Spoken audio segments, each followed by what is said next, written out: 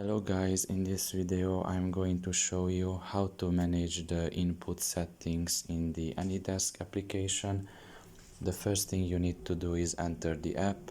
After you have done that and you are in the home page, you should look in the top of your left corner and there you will find 3 lines. Press on them and after that you should select the fourth option on this list, which is settings. Press on that as well.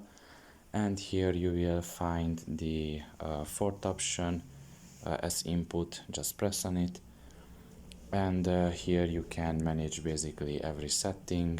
You can see here enable automatic keyboard, synchronize clipboards. You can see down below the touch mode, the direct mouse mode, the touchpad mode, all these things basically. And if you want to change anything, just press on it. For example, I deactivated the synchronized clipboards, and if I go back, you can see that it will stay like that. You don't have to press anything to save it specifically. It will save it by default, automatically. So yeah, this is all about it. I hope this video was helpful to you. Thank you for listening and see you next time. Bye bye.